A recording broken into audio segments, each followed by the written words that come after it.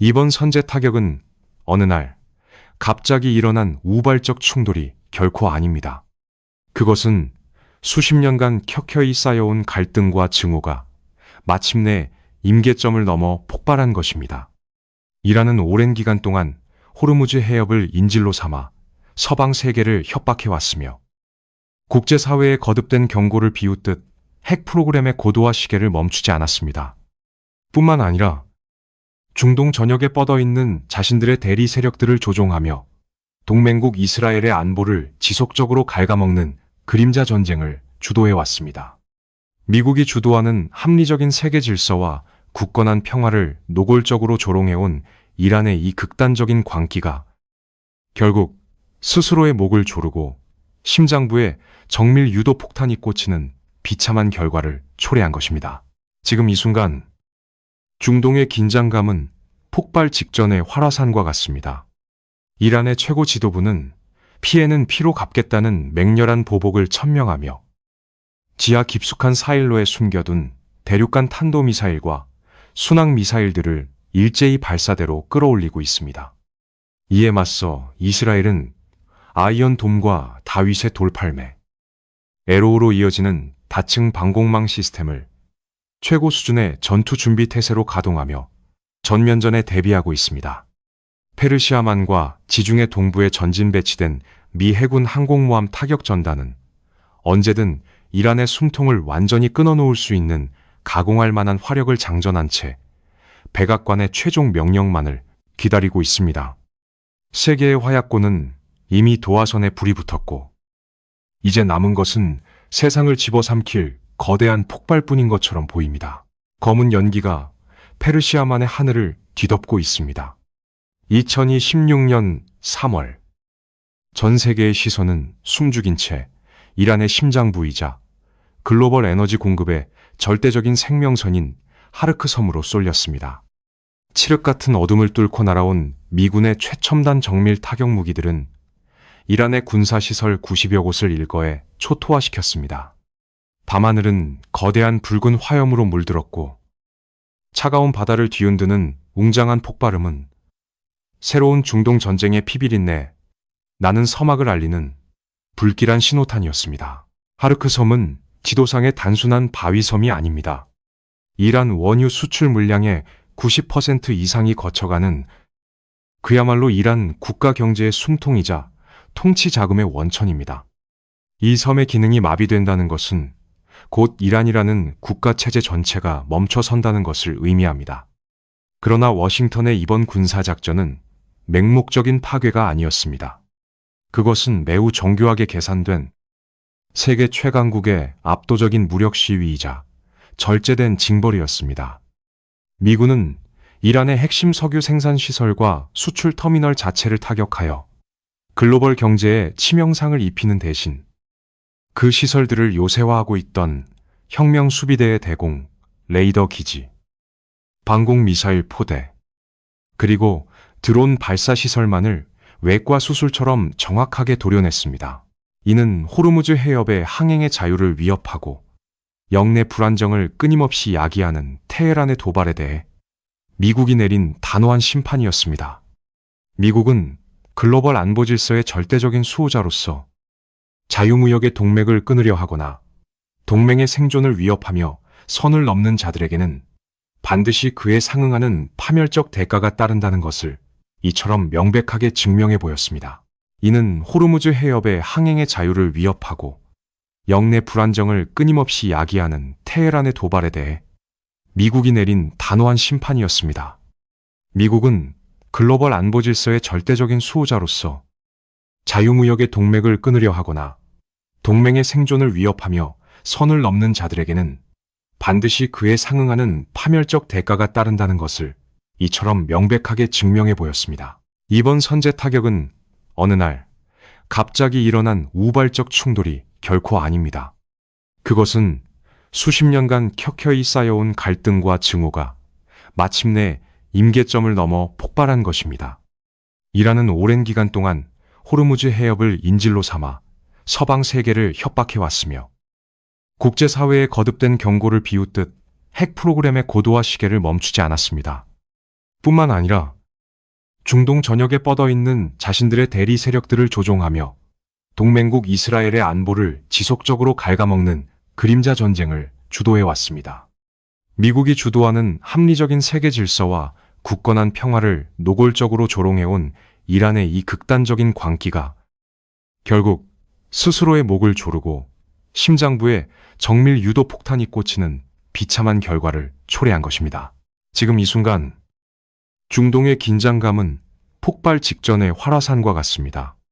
이란의 최고 지도부는 피해는 피로 갚겠다는 맹렬한 보복을 천명하며 지하 깊숙한 사일로에 숨겨둔 대륙간 탄도미사일과 순항미사일들을 일제히 발사대로 끌어올리고 있습니다. 이에 맞서 이스라엘은 아이언돔과 다윗의 돌팔매, 에로우로 이어지는 다층 방공망 시스템을 최고 수준의 전투 준비 태세로 가동하며 전면전에 대비하고 있습니다. 페르시아만과 지중해 동부에 전진 배치된 미 해군 항공모함 타격 전단은 언제든 이란의 숨통을 완전히 끊어놓을 수 있는 가공할 만한 화력을 장전한 채 백악관의 최종 명령만을 기다리고 있습니다. 세계의 화약고는 이미 도화선에 불이 붙었고 이제 남은 것은 세상을 집어삼킬 거대한 폭발뿐인 것처럼 보입니다. 현재의 뉴스렌즈로만 이 끔찍한 상황을 바라본다면 미국과 이스라엘이라는 굳건한 동맹대, 이란이라는 이 극단적인 대립구도는 마치 태초부터 정해져 있던 피할 수 없는 숙명처럼 느껴집니다. 절대 섞일 수 없는 물과 기름처럼 서로를 완벽히 파괴하지 않고서는 단 하루도 평화롭게 공존할 수 없는 철천지원수처럼 보입니다. 하지만 대부분의 사람들이 모르는 사실이 있습니다. 지금 서로를 향해 가장 파괴적인 미사일의 조준경을 들이대고 있는 이스라엘과 이란이, 그리고 이란을 악의 축으로 규정하고 가차없는 폭격을 가하는 미국이 불과 반세기 전만 해도 피를 나눈 형제보다 더 끈끈한 동맹이자 전략적 파트너였다는 사실입니다. 그들은 단순히 서류상의 외교적인 관계를 맺은 수준이 아니었습니다. 그들은 첨단 군사무기의 도면을 은밀하게 공유하고 적의 심장부에서 함께 목숨을 건 첩보작전을 수행했으며 중동의 패권을 평화롭게 나누어 가졌던 세계에서 가장 완벽한 형태의 군사동맹이었습니다. 오늘의 철천지원수가 어제의 가장 믿음직한 전우였다는 이 믿기 힘든 역사는 굳게 닫힌 기밀문서의 창고 속에 깊이 숨겨져 있습니다. 도대체 무엇이 그들을 이토록 완벽하게 갈라놓았으며 어떤 끔찍하고 기구한 사건들이 40년의 세월 동안 이토록 깊은 증오의 심연을 만들어낸 것일까요? 피비린내 나는 현재의 전쟁을 진정으로 이해하기 위해서는 이 모순되고 기괴한 40년 전의 역사 속으로 반드시 걸어 들어가야만 합니다. 현재 우리가 목격하고 있는 하르크 섬의 불길과 요란한 미사일 궤적은 거대한 빙산의 일각에 불과합니다. 진짜 전쟁은 레이더에 잡히지 않는 음습한 어둠 속에서 국경과 전선의 구분이 완전히 사라진 채 이미 수십 년째 맹렬하게 진행되고 있습니다. 이란은 직접적인 전면전을 피하면서도 미국과 이스라엘의 피를 서서히 말려 죽이기 위해 중동 전역에 거미줄처럼 촘촘하고 치명적인 대리 세력의 네트워크를 구축했습니다. 이른바 저항의 축이라 불리는 이 거대한 그림자 제국은 테헤란의 명령 하나에 일사불란하게 움직이며 글로벌 안보를 쉴 새 없이 벼랑 끝으로 몰아넣고 있습니다. 이 암흑 네트워크의 심장부에는 이란 혁명수비대 최정예 특수부대인 쿠드스군이 자리 잡고 있습니다. 이들은 국경 너머로 막대한 자금과 첨단 무기, 그리고 치밀한 군사훈련을 수출하며 이스라엘을 사방에서 포위하는 숨막히는 불의 고리를 완성했습니다. 북쪽의 레바논에서는 이란의 가장 강력한 대리인이자 수만 발의 정밀 유도 미사일로 무장한 헤즈볼라가 이스라엘의 심장부를 호시탐탐 노리고 있습니다. 남쪽의 가자지구에서는 하마스가 끊임없는 테러와 기습 작전으로 이스라엘 국민들의 평화로운 일상을 파괴해왔으며 예멘의 후티 반군은 홍해의 좁은 해협을 틀어쥐고 전 세계 물류의 대동맥을 위협하며 미국이 주도하는 국제 해양 안보 질서에 정면으로 도전장을 내밀었습니다. 이란은 자신들의 영토에 피 한 방울 묻히지 않고도 이 잔혹한 대리인들의 손을 빌려 동맹국들의 안보를 갉아먹고 중동을 영원한 혼돈의 내시로 빠뜨리려 안간힘을 쓰고 있습니다. 하지만 이스라엘과 미국의 굳건한 동맹은 이 끔찍한 문어발식 테러 네트워크를 결코 좌시하지 않았습니다. 민주주의와 자유세계를 수호하는 이 강력한 연맹은 이란의 비겁한 그림자 전술에 맞서 압도적인 기술력과 경이로운 정보자산을 총동원하여 치명적인 반격을 가하고 있습니다. 하늘과 우주, 그리고 사이버 공간을 완벽하게 장악한 미국과 이스라엘의 정보기관들은 쿠드스군의 핵심 지휘관들과 대리 세력의 수뇌부들의 일거수일투족을 24시간 감시망 안에 두고 있습니다. 이스라엘의 모사드와 미 중앙정보국은 국경을 초월한 완벽한 공조를 통해 적의 심장부 깊숙한 곳까지 침투하여 그들의 핵 개발 의지를 꺾고 테러 자금줄을 차단하는 보이지 않는 전쟁을 승리로 이끌어왔습니다. 이들의 작전은 예술에 가까울 정도로 정교하고 무자비합니다. 테헤란 한복판에서 오토바이를 탄 신원 미상의 요원들에 의해 이란의 핵심 핵 과학자들이 잇따라 제거되고 시리아와 이라크의 비밀 기지에서 대리 세력에게 무기를 전달하려던 이란의 고위 사령관들이 하늘에서 쏟아지는 미국의 닌자 미사일에 의해 흔적도 없이 사라지는 일들이 일상처럼 벌어지고 있습니다. 또한 이스라엘의 천재적인 사이버 부대와 미국의 사이버 사령부는 이란의 주요 국가 기반 시설과 군사 통신망, 핵우라늄 농축 시설의 제어 시스템에 치명적인 악성 코드를 침투시켜 그들의 무모한 야욕을 내부에서부터 마비시키는 압도적인 사이버 지배력을 과시해왔습니다.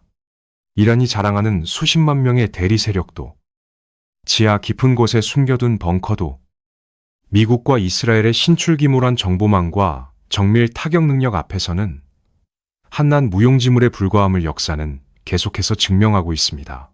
이처럼 지금 중동의 패권을 둘러싼 싸움은 단순히 영토를 뺏고 빼앗기는 재래식 전쟁이 아닙니다.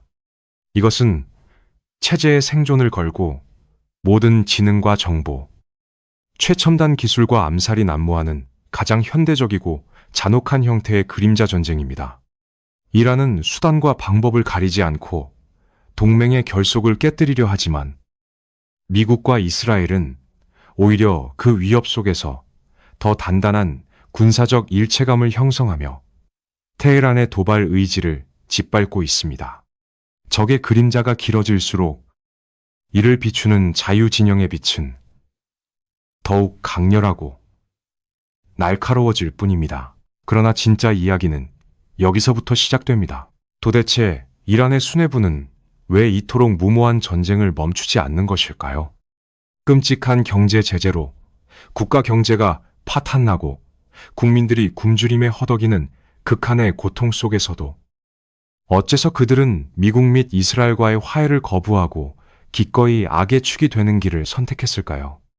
이 기형적이고 거대한 살인 기계가 어떻게 잉태되었는지, 그리고 이 모든 피비린내, 나는 증오의 씨앗이 어디서부터 뿌려졌는지 이해하기 위해서는 우리는 이제 50년 전 굳게 닫혀있던 1급 비밀의 서류 가방을 열어야만 합니다. 이란의 거리는 끝없는 절망으로 얼룩져 있습니다.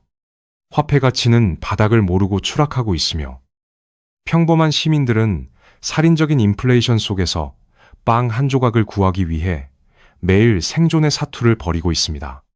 서방의 강력하고 촘촘한 경제 제재는 이란의 산업 동맥을 서서히 그러나 확실하게 조여왔습니다. 합리적인 국가라면 자국민을 이토록 극심한 파탄의 늪에서 구출하기 위해 어떻게든 타협점을 찾고 국제사회로 복귀하기 위한 외교적 노력을 기울였을 것입니다. 미국이 주도하는 글로벌 경제 시스템에 편입되어 번영의 길을 걷는 것.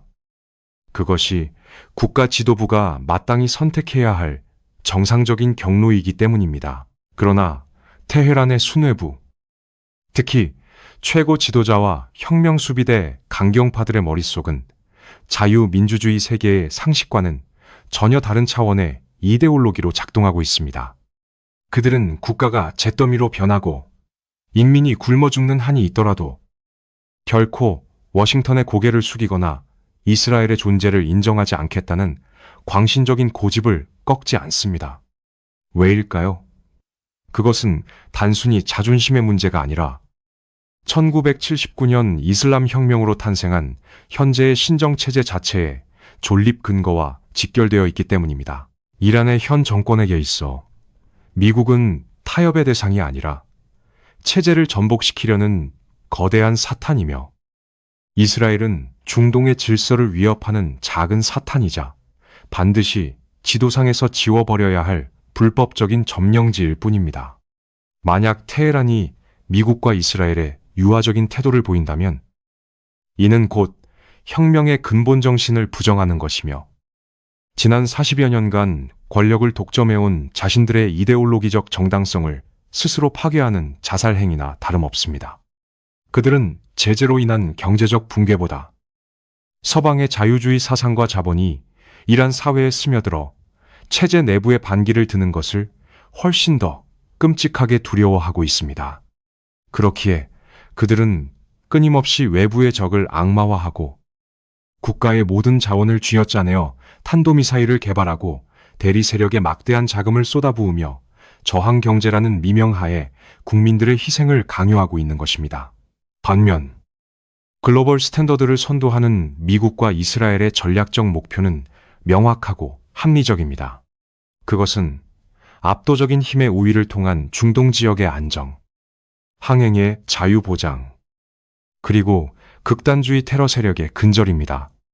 미국과 이스라엘은 아브라함 협정과 같은 역사적인 외교 성과를 통해 중동 국가들과의 평화로운 공존과 기술적, 경제적 번영을 도모하고 있습니다. 이스라엘의 혁신적인 하이테크 산업과 미국의 압도적인 군사, 경제적 리더십은 중동을 피비린내 나는 종교 분쟁의 땅에서 미래지향적인 번영의 허브로 탈바꿈시키려는 거대한 비전을 실행에 옮기고 있습니다. 이란의 수뇌부 역시 자신들이 미군에 가공할 만한 재래식 전력이나 이스라엘 방위군 IDF의 경이로운 첨단 군사기술과 정면으로 맞붙어 승리할 수 없다는 사실을 뼈저리게 알고 있습니다. 그렇기 때문에 그들은 비겁하게도 대리 세력의 등 뒤에 숨어 비대칭 스텔스 전쟁에 집착하는 것입니다. 테헤란은 스스로를 거대한 심리적 요새 안에 가두고 자신들이 성전을 수행하는 의로운 피해자라는 망상 속에서 끝없는 증오의 대감을 태우고 있습니다. 이 지독한 증오의 역사, 숨막히는 적대감의 뿌리는 너무도 깊고 견고하여 마치 이란인과 이스라엘인이 태초부터 서로의 목을 조르기 위해 태어난 앙숙처럼 느껴지게 만듭니다. 중동의 척박한 사막 위에서 그들은 서로를 향해 가장 날카로운 독리를 드러낸 채 한치의 양보도 없는 죽음의 무도회를 벌이고 있는 듯 보입니다. 하지만 이란의 심장부 테헤란 시내 한복판을 이스라엘의 모사드 요원들이 마치 자기 안방처럼 자유롭게 활보하며 이란의 군 수뇌부와 샴페인 잔을 부딪히며 축배를 들던 시절이 있었다는 사실을 아는 이는 거의 없습니다. 이스라엘의 엔지니어들이 이란의 황무지에 생명을 불어넣어 농업혁명을 일으키고 이란의 검은 황금인 석유가 이스라엘의 군사기지와 공장들을 쉴 새 없이 가동하게 만들던 기적 같은 공생의 시대 말입니다. 심지어 미국의 중앙정보국 CIA과 이스라엘의 모사드가 이란 최고 권력자의 비밀경찰을 직접 훈련시키며 그들의 권력을 수호하는 가장 든든한 방패 역할을 자처했던 때가 있었습니다. 절대 어울릴 수 없을 것만 같던 이 세 나라는 완벽한 톱니바퀴처럼 맞물려 중동의 지정학적 지도를 지배했습니다. 그들은 서로의 결핍을 완벽하게 채워주는 피보다 진한 황금빛 군사동맹이었습니다. 이제 피비린내 나는 모래바람 속에 겹겹이 감춰져 있던 상상조차 하기 힘든 달콤한 밀월 시대의 거대한 비밀의 장막이 서서히 거칠 준비를 하고 있습니다. 도대체 그 황금빛 동맹은 왜, 어떻게 산산조각이 나버린 것일까요? 우리는 이제 가장 번영했지만 가장 위태로웠던 1970년대의 테헤란으로 시간을 거슬러 올라갑니다. 시간을 45년 전 1970년대의 테헤란으로 되돌려 보겠습니다. 거리에는 화려한 네온 사인이 번쩍이고 최신 유행의 미니스커트를 입은 젊은 여성들이 서방의 팝음악이 흘러나오는 카페에서 자유롭게 웃고 떠들고 있습니다. 팔레비 국왕이 통치하던 이란은 중동에서 가장 서구화되고 개방적인 국가이자 미국이 주도하는 자유진영에 가장 충실하고 강력한 파트너였습니다. 그리고 이 화려한 번영의 장막 뒤에서는 현대 외교사에서 가장 경이롭고 은밀한 동맹이 은밀하게 작동하고 있었습니다. 1948년 건국 직후 이스라엘은 사방이 적대적인 아랍 국가들로 둘러싸인 절망적인 지정학적 포위망에 갇혀 있었습니다. 당시 이스라엘의 총리였던 다비드 벤구리온은 이 숨막히는 아랍의 바다를 돌파하기 위해 천재적인 생존 전략을 고안해냅니다. 바로 아랍 국경 너머에 있는 비아랍권 이슬람 국가들과 전략적 연대를 맺는 주변부 외교 독트린이었습니다. 이 탁월한 지정학적 체스판 위에서 가장 중요하고 거대한 체스말이 바로 페르시아 제국의 후예 이란이었습니다. 자유세계의 위대한 수호자인 미국 역시 이 완벽한 결속을 전폭적으로 지지하고 조율했습니다. 냉전 시대 소련의 남하를 저지하고 아랍 민족주의의 확산을 막아야 했던 워싱턴의 정책 이반자들에게 팔레비 왕조의 이란은 중동의 질서를 유지하는 가장 든든하고 필수적인 방파제였습니다. 미국은 이란을 영내 안보의 핵심 기둥으로 세우기 위해 막대한 경제적 지원과 최신 무기를 쏟아부었고, 미국의 굳건한 동맹인 이스라엘과 이란이 손을 잡는 것은 워싱턴의 탁월한 전략적 이해관계에 완벽하게 부합하는 신의 한 수였습니다. 두 나라의 거래는 철저한 상호 보완의 원칙 아래 은밀하고도 거대하게 이루어졌습니다. 이스라엘의 생존에 가장 시급했던 것은 전쟁 기계를 돌릴 석유였습니다. 이란은 아랍 산유국들의 서슬퍼런 눈치를 피하기 위해 지중해 연안의 비밀 파이프라인과 유령 선박들을 동원하여 이스라엘이 필요로 하는 석유의 상당 부분을 조달해 주었습니다. 이란의 검은 황금은 이스라엘의 혈관을 타고 흐르며 건국의 동력을 제공했습니다. 그 대가로 이스라엘은 사막을 옥토로 바꾸는 세계 최고 수준의 수자원 관리 기술과 첨단 농업 기술을 이란의 메마른 대지에 이식했습니다. 이스라엘의 엘알 항공은 테헤란과 텔아비브를 매일 오가며 엔지니어와 군사 고문단, 그리고 정부 고위 관료들을 실어 날랐습니다. 이스라엘의 모사드 요원들은 테헤란의 고급 호텔에 상주하며 이란 관료들과 샴페인 잔을 부딪혔고, 심지어 두 나라는 꽃 프로젝트라는 암호명 아래 사정거리 200km가 넘는 첨단 탄도미사일을 공동으로 개발하는 경이로운 군사협력까지 진행했습니다. 무엇보다 이 동맹의 가장 어둡고 단단한 결속은 정보 분야에서 이루어졌습니다.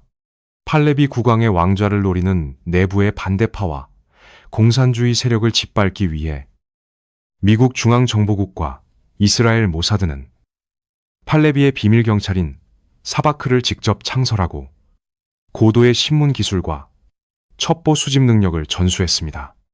미국의 거시적인 안보 우산 아래에서 이스라엘의 날카로운 정보망과 이란의 막강한 자본이 결합된 이 삼각편대는 중동에서 감히 누구도 범접할 수 없는 절대적인 힘의 균형을 완성했습니다.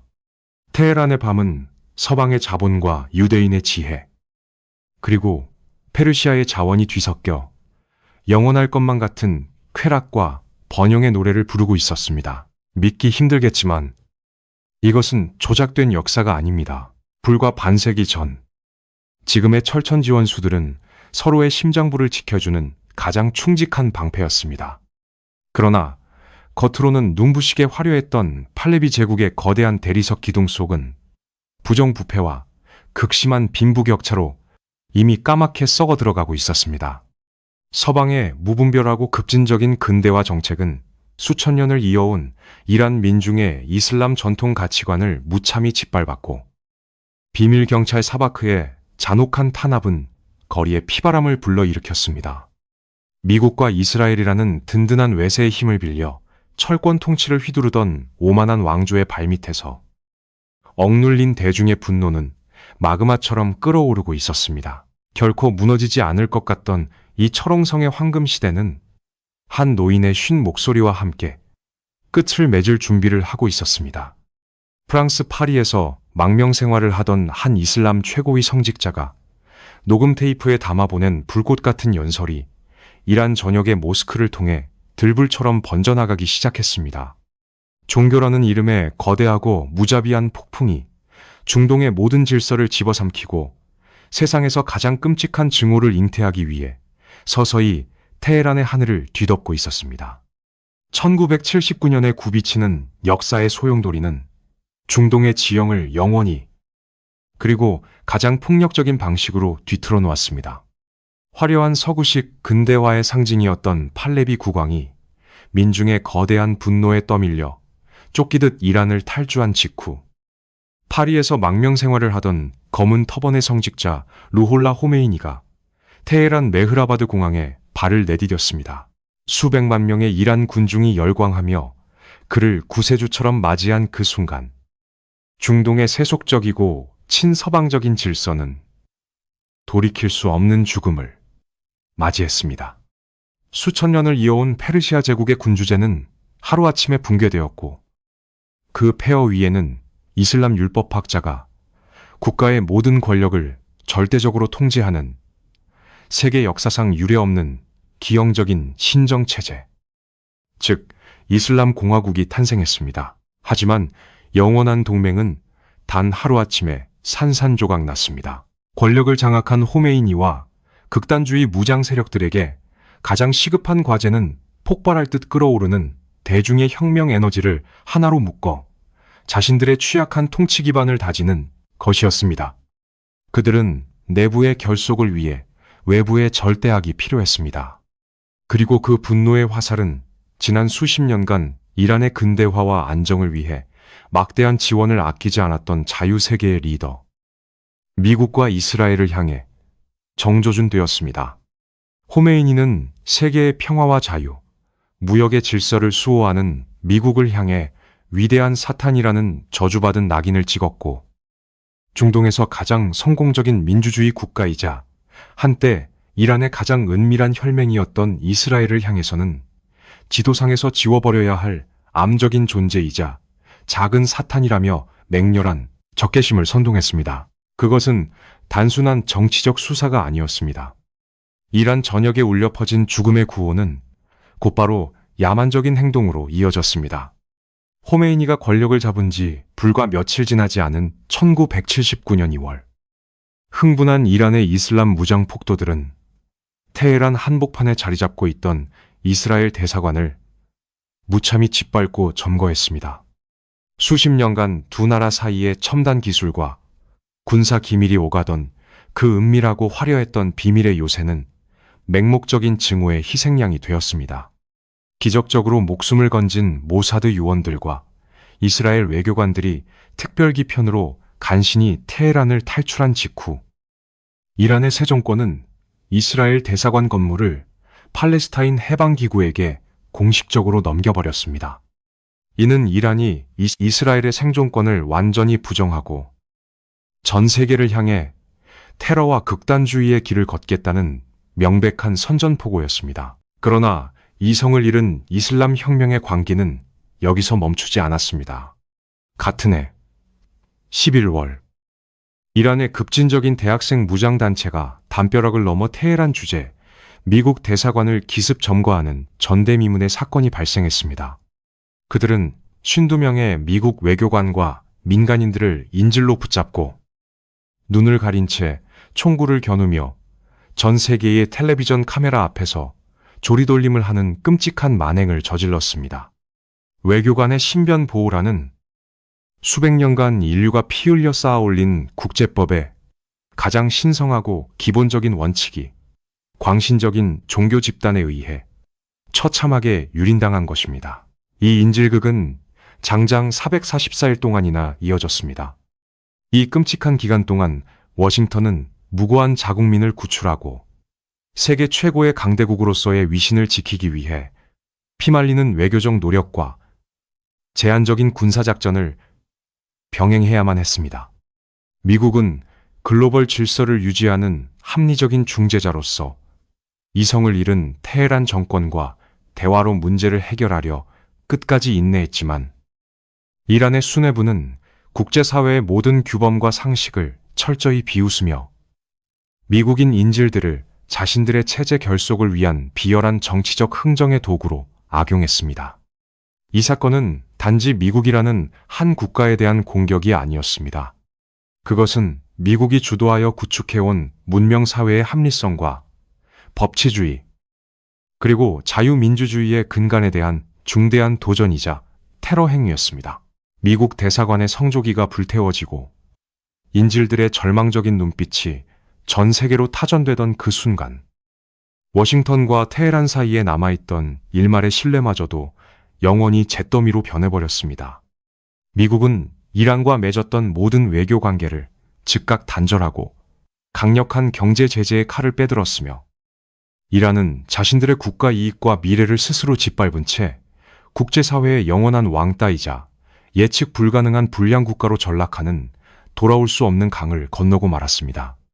한때 소련의 위협을 함께 막아내고 중동의 번영을 이끌었던 위대한 동맹은 이토록 허무하고 잔혹하게 역사의 뒤안길로 사라졌습니다. 이념과 종교의 이름으로 포장된 증오가 어떻게 한 국가의 이성을 마비시키고 세상을 혼돈으로 몰아넣는지를 1979년의 테헤란은 생생하게 증명했습니다. 호메이니의 혁명은 성공한 것처럼 보였고 그들은 미국과 이스라엘이라는 거대한 적을 만들어냄으로써 국민들의 눈과 귀를 가리는데 성공했습니다. 하지만 선동과 광기로 빚어낸 권력은 필연적으로 더 큰 피를 부르기 마련입니다. 혁명의 불길이 이란 국경을 넘어 중동 전역으로 번져나가려는 찰나, 이란의 심장부를 노리는 또 다른 포식자가 서쪽 국경에서 조용히 숨을 죽이고 있었습니다. 종이 위의 선전포고와 대사관 점거라는 전초전은 끝났습니다. 이제 메마른 중동의 사막 위에는 진짜 피가 비처럼 뿌려질 차례였습니다. 1980년 9월, 이란이 이슬람 혁명의 피비린내 나는 숙청과 내부 혼란으로 군대의 지휘체계가 붕괴되고 국가 기능이 마비된 틈을 타 이라크의 독재자 사담 후세인이 국경을 넘어 기습적인 전면전을 개시했습니다. 제1차 세계대전을 연상케 하는 끔찍한 참호전과 무자비한 독가스가 난무하는 20세기 후반 중동에서 가장 참혹하고 소모적인 8년, 전쟁의 막이 오른 것입니다. 이란은 막대한 인명피해를 입으며 국가의 존망이 걸린 벼랑 끝으로 내몰렸습니다. 역사의 아이러니는 언제나 가장 잔혹한 형태로 나타납니다. 검은 연기가 페르시아만의 하늘을 뒤덮고 있습니다. 2016년 3월, 전 세계의 시선은 숨죽인 채 이란의 심장부이자 글로벌 에너지 공급의 절대적인 생명선인 하르크 섬으로 쏠렸습니다. 칠흑 같은 어둠을 뚫고 날아온 미군의 최첨단 정밀 타격 무기들은 이란의 군사시설 90여 곳을 일거에 초토화시켰습니다. 밤하늘은 거대한 붉은 화염으로 물들었고 차가운 바다를 뒤흔드는 웅장한 폭발음은 새로운 중동 전쟁의 피비린내 나는 서막을 알리는 불길한 신호탄이었습니다. 하르크 섬은 지도상의 단순한 바위섬이 아닙니다. 이란 원유 수출 물량의 90% 이상이 거쳐가는 그야말로 이란 국가 경제의 숨통이자 통치 자금의 원천입니다. 이 섬의 기능이 마비된다는 것은 곧 이란이라는 국가 체제 전체가 멈춰선다는 것을 의미합니다. 그러나 워싱턴의 이번 군사작전은 맹목적인 파괴가 아니었습니다. 그것은 매우 정교하게 계산된 세계 최강국의 압도적인 무력 시위이자 절제된 징벌이었습니다. 미군은 이란의 핵심 석유 생산 시설과 수출 터미널 자체를 타격하여 글로벌 경제에 치명상을 입히는 대신 그 시설들을 요새화하고 있던 혁명 수비대의 대공, 레이더 기지, 방공 미사일 포대, 그리고 드론 발사 시설만을 외과 수술처럼 정확하게 도려냈습니다.